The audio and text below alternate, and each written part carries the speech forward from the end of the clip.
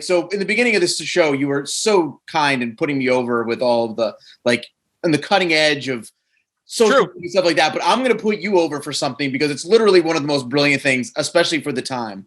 Okay. Let's talk about NFLlockout.com because it's one of my favorite. It's one of my favorite stories to tell, and no one believes me. So explain to Steph what happened with NFL Lockout. Yeah, I'm interested in this. So at the time, I was doing what's called domaining, and I started getting in on that ground. Well, it probably wasn't the ground floor. It's probably a couple of years after. But what people were doing back then was they were buying up domains and reselling them. They were selling them on auction, and they weren't doing it but there's a way to do it. There's a strategy to it, right? Like you can't just buy like NFL.com and try and hold the NFL hostage and sell it to them. You'll get taken to court and they'll sue you. But you can't make money on it. But you can buy these domains and build non-profitable websites. And then if it's something that they want, you don't necessarily have to give it to them through a court of law, or at least that was at the time. They have to come out. They have to, make you an offer. So the NFL, they had an impending lockout coming, and I used to do this all the time. And I don't do this anymore, but I used to do this all the time where I would have an idea about a new technology. I do research on a new technology. Maybe it's 5G Wi-Fi or something like that, and try and find some related domain keywords like 5G.com or something like that, and buy them. And I would do that at the time quite a bit. And at this point, I knew the NFL was impending on this strike. So I'm like, what about, I start putting all these like terms together, NFL strike, whatever. And I'm like, how about NFL lockout? I'm like, that's actually a cool name. And I see the domain and I register it. I'm like, And I'm like thinking to myself, I'm like, so this end game here is, so here's my plan. I'm going to build this out as a free blog. I'm not going to put any ads on it. And I'm just going to blog about the impending strike. And my hope is that the NFL is going to catch wind of this, or the NFLPA, and make me an offer. And in the meantime, I might also slip it into some domain like for sale sites, just so they know that it is for sale. But put like a ridiculous price on there, but just so they know that it is for sale. So that's what I did. And wouldn't you know it, I get this random bid through Name Pros, and it's for $500 for the website. And I still have a portfolio of domains. I just sold one recently, not for anywhere like this. It's more just liquidating at this point. So you get this bid, and it's always anonymous. And it was $500. So I'm thinking to myself, I'm like, who would want this website for $500 besides the NFL? Well, what I didn't bank on was that it would be the NFLPA. So, and that they were never even in my consideration, to be quite honest with you. It was always the NFL. And that's what made this so sweet. So I turned down their $500 deal. I was making no money at the time. I think I was making like $10 an hour at my hourly job. So it wasn't that I didn't need the money. It was totally, part of the strategy, betting on myself here. And you can write back like a counter offer. So the max was $25,000 that you could do through this website. So I'm like, $25,000. What's the worst they'll say is no, right? 8 hours later, I get a response that said that they have accepted your offer. I'm like, what?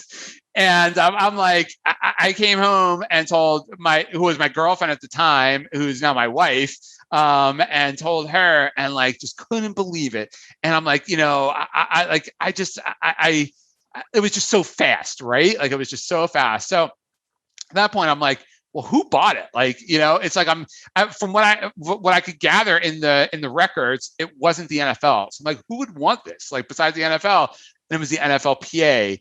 And if you think about it, it was very savvy, unintentionally. So this was the unintentional savvy part, Chris, is that what was so savvy about it is like you have two companies that both want it, that will bid against each other. They're not going to bother suing you or taking you to court because the other company has just as much legal rights to it as they do. So the only way they're going to get this thing is to buy it, right? So, and I didn't even think that far ahead through this. I was just thinking of selling it to the NFL.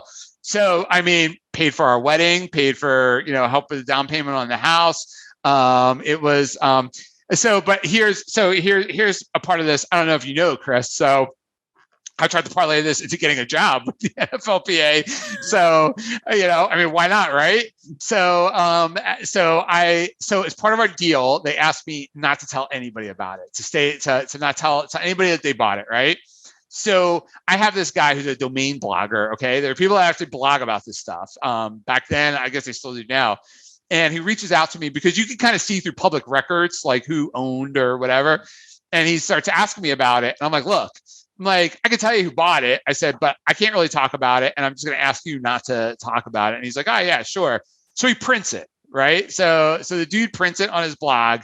I'm like, all right, whatever. I mean, it wasn't as if the sale was contingent on that, but like, it was just, they asked.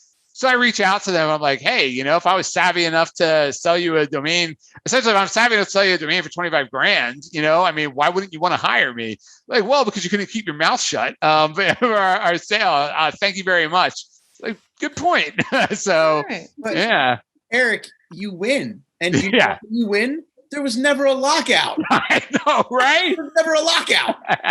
That is the irony of it all. Never happened. Also, But so here's what makes it so interesting to me. When at any point, so you're like, okay, I own NFL Lockout. The NFL Players Association is coming to me. That makes it feel like there really is going to be a lockout. Yes. And like, maybe I should really hold on to this. Well, I'm not that much of a gambler, Chris. That's more on my wife's side of the family. It's funny too because right, so it's the same thing. It's like selling a stock. When's the right time to sell a stock?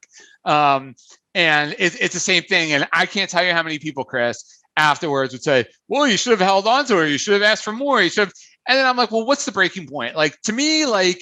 My investment was $30 in the domain name and some time in building up a website and writing some blogs, with like maybe like 500 word blogs, like not even putting that much work into it. Mm. So like at that point, it's like I'm cashing out and like and calling it a win. And again, like I needed the money at the time, and it was just right time. But that is the funny part is that there was no lockout. But what's interesting though is where it got interesting was that blogger, right, who put that story out there that the NFLPA bought it, profootballtalk.com took that and ran with it. And then under the guise of, hey, we know there's going to be a lockout now because the NFLPA just paid blah, blah, blah, blah, blah for this website. So it turned into this whole story. I mean, who knows? Maybe it even, cost them some leverage at that point. So, interesting times.